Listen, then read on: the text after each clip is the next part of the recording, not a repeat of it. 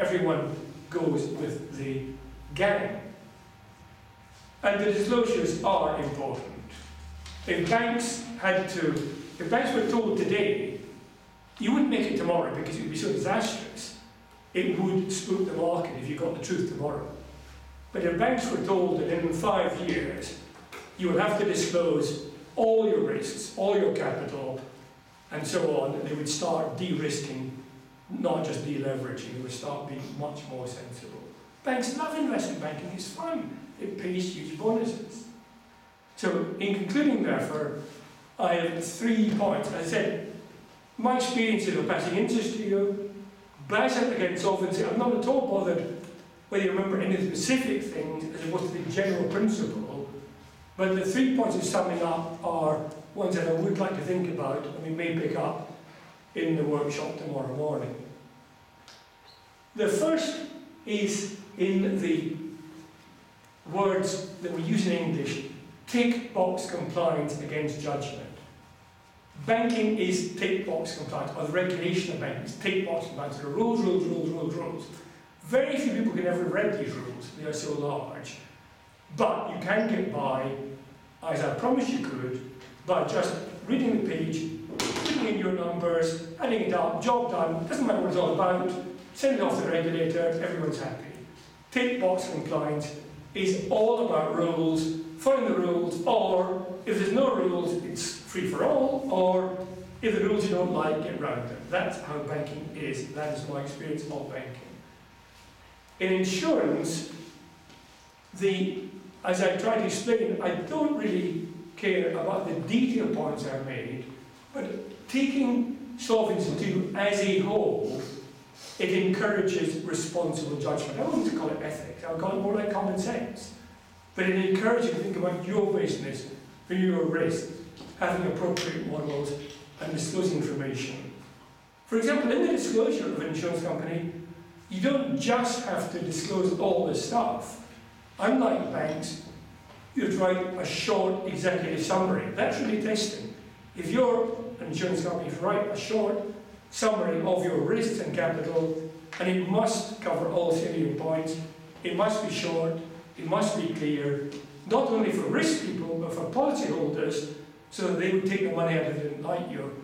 That's a very good discipline. So we have tick box compliance banking, insurance, much more judgment and a responsible over to you, as you said in the introduction. A second theme, which I haven't mentioned at all tonight, but overlays with that, is what happens if you are naughty. Now, we've seen many naughty banks, and if I had my way, I would have many of my cultural RBS in the river here, or in jail, or under a concrete block, or whatever was appropriate treatment. But they're all happy. They got paid off. Fred Goodwin got millions. Couldn't be better. They all got money to go. Very few have had any severe thing. There are a few. Like the EU's picked in Cyprus, sometimes picked in some poor weak person. But in general, there was a reward for failure. Now, though sometimes not good for the company. The company, recently, the company's been fined for libel manipulation or money laundering, and sometimes the amounts are very large. But I tell you, if you're in a bank, and you're in the management team with the board, you'll kind of look up and uncomfortable, kind of look at their shoes, scratch their head, and then go off to lunch and have a wonderful time. No one feels very bad, because kind of we've all made a bit of a mess here, and we find it doesn't matter to us. It doesn't come out of our salary, and we probably still get a bonus, and there's a shareholders or somebody else, the government is going to pay it. Fines are having no effect. Fines are no use, because the problems in banking are not the regulations. The regulations are too rules-based. It's the behaviour in response to the regulations. Or the rules are wrong, as we're talking about tonight, because they don't encourage good behaviour in the way that insurance companies do. So how would I change that? In the work I do at CAS, and I do lectures on the same sort of thing there, and I write public policy papers to aspects of government, sometimes commercially or sometimes myself, depends on the days. But I really do believe in professionalism being the single best answer to this. I do not believe in more and more rules. And every time you find a bank doing something naughty, you introduce new rules. Even for me, having time and interest to look at this, it's very hard to keep up to date with the amount of new rules that are coming out. It's pretty pointless. Thinking about my 40 years in banking and insurance, the things that worked, the things that didn't work, the different businesses, the different business models, I think that professionalism is very good, and that is at the heart of insurance with actuaries and bankers with no equivalent. And of course, for me as an actuary, like other professional people, the three elements that you're always aware of are firstly training. So that for me, as an actuary, if I go to advise a pension fund from the professional training, I really understand what it's all about. It doesn't mean my judgment is always correct. It doesn't mean I can see the future. It doesn't mean there won't be a problem. But I really understand about assets and liabilities and matching and risks. And in the course, in the actuaries course, not only the maths to understand it, but the communication skills to explain this to trustees who may have very little understanding of risks of financial markets. Now, when I'm comparing my experience at OBS, and of course I know about other banks, if you got the management team in tonight and say, right, here's the exam, write a page about CDOs, you get back however many blank pages. They wouldn't, every so often the government gets them in and says this to them. You know, tell us what you know about it. Oh, I'm too important, I'm too senior, my people do this. If you go to an insurance company, the management, the actuaries know it, the bankers don't. So one reason professionalism is not the kind of sugary, sickly sweet stuff of ethics and good behaviour. It's simply knowing, understanding. In banking, and I've said twice, I'll say again, we can all get by just filling in the forms. I went down to the risk department when I was working there after work because I'm interested in it. And I said to somebody, nice person sitting in the PC doing this nice table, what are you doing? I don't know. It's for the FSA. I don't know what it is. It's just some numbers. No idea where it fits in because it's all tick box compliance. So if you were a teacher, if you were a doctor, you wouldn't expect to be some kind of amateur who would just guess. Let's look up the book, let's see, red spot could be measles. You expect to have some idea, you expect a banker to have some idea. So, education, and also I'm very pleased in my profession, you are absolutely hounded on continual professional development. Although actually, I've never done actual work. I've done investment work or banking work. And I'm not in full-time employment now. I do stuff at CAS and consultancy work. But I must each year keep up to date with developments to be even call myself an actuary. Absolutely must. So I must read current developments.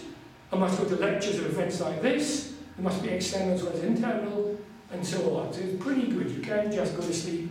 You've got to pass the hurdle and you've got to get up to it. So training is not great in banking. Not great at all.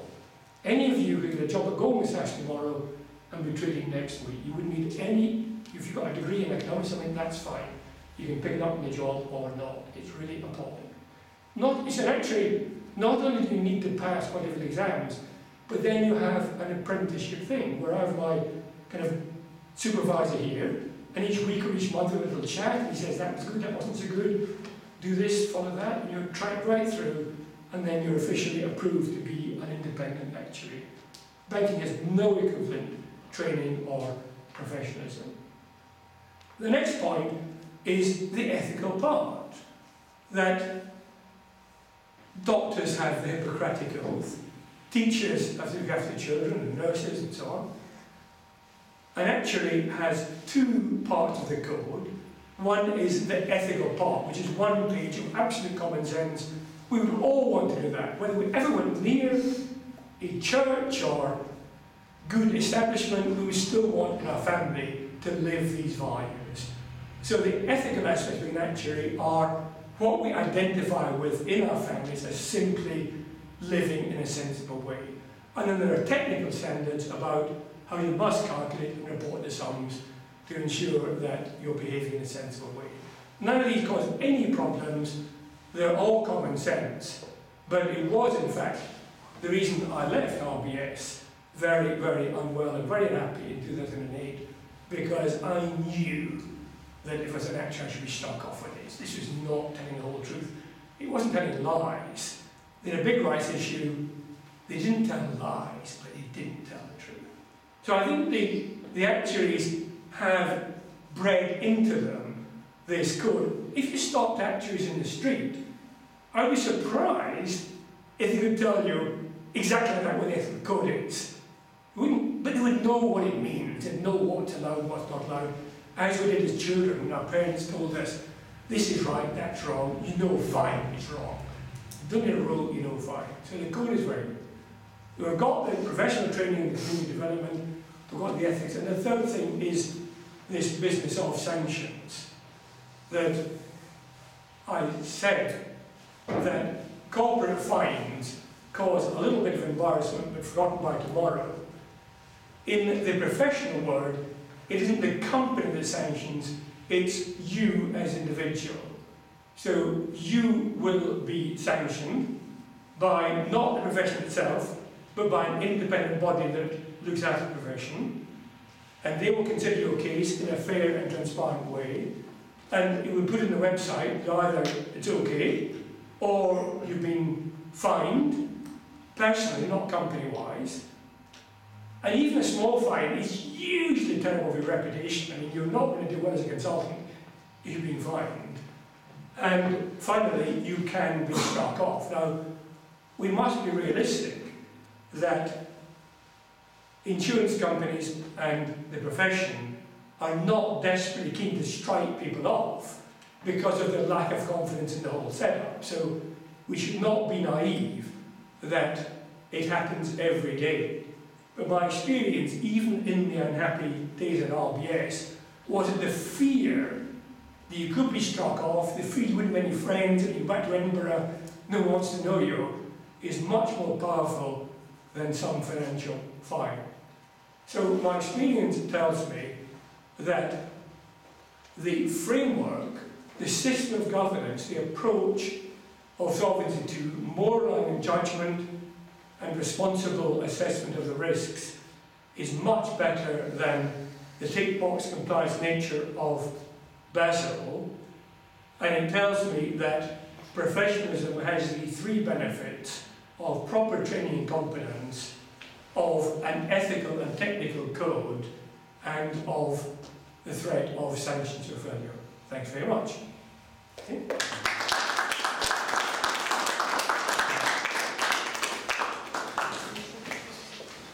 So, Professor Allan, you described 6 episodes and 6 differences between the solvency and Basel regulation. You stressed practically the differences in all 3 pillars of Basel and solvency, and we can get the impression that the situation in insurances is much better than in banks concerning ethics, especially common sense, regulation. So the regulation is not so tight, maybe. Not so defined. Okay, not so defined. It's somehow the regulation allows actuaries and other stakeholders to decide on their own what is good for their business, what is somehow also ethical. What I would like to ask you, and also invite our audience to prepare some questions also for our guest later on, there is maybe a difference between banks and insurances. From the first impression, maybe there should be confidence in the banks than insurance, Yeah. because you put your money in bank account and you expect the money should be there when you need it. On the other hand, you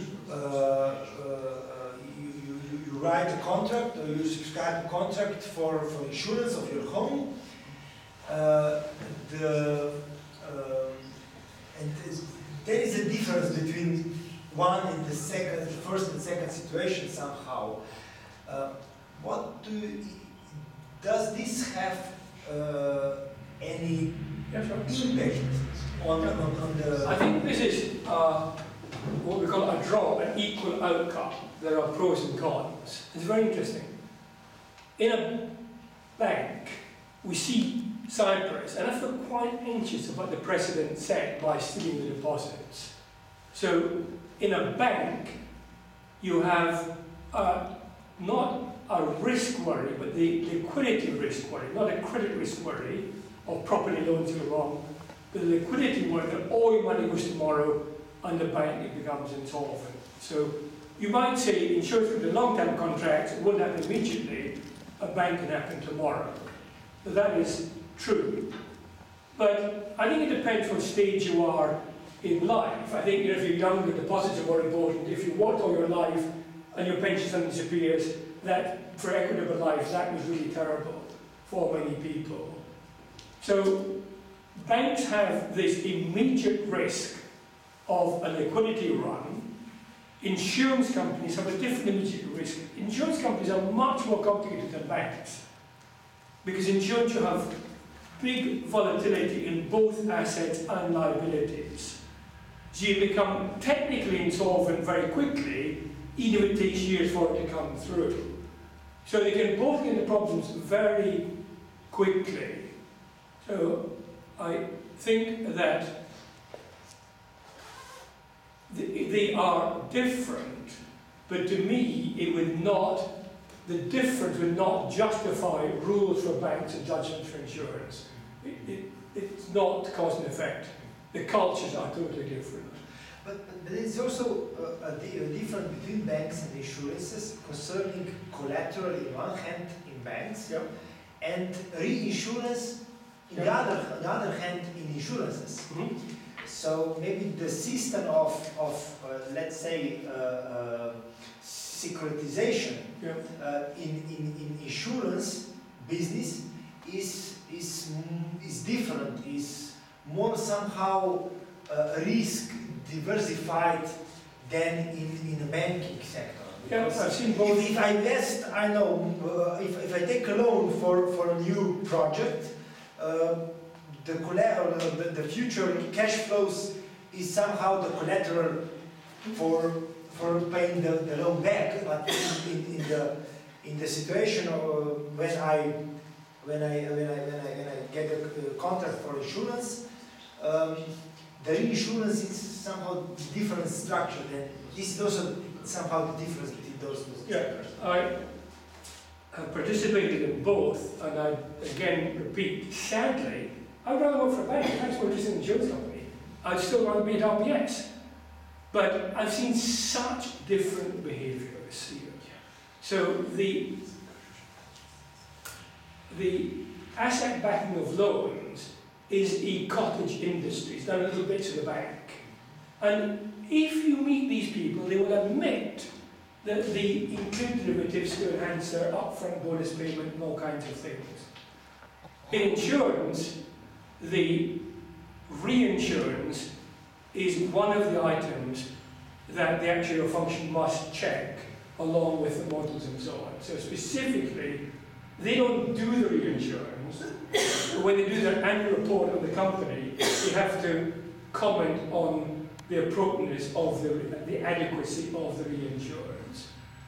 In banks, it is absolutely different that people will falsify the stuff to get the deal done. They're kind of free in the centre.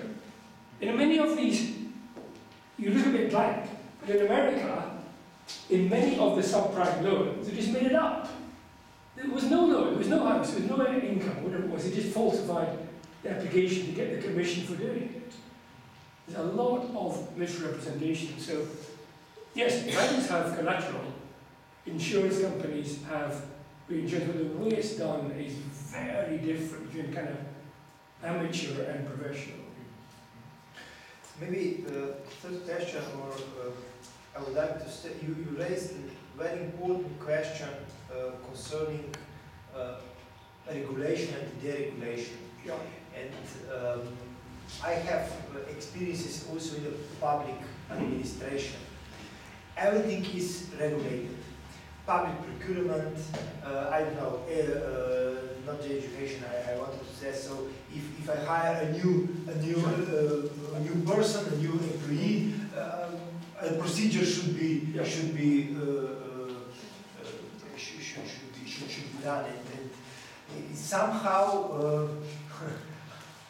a lot of time is spent to somehow not to avoid, but to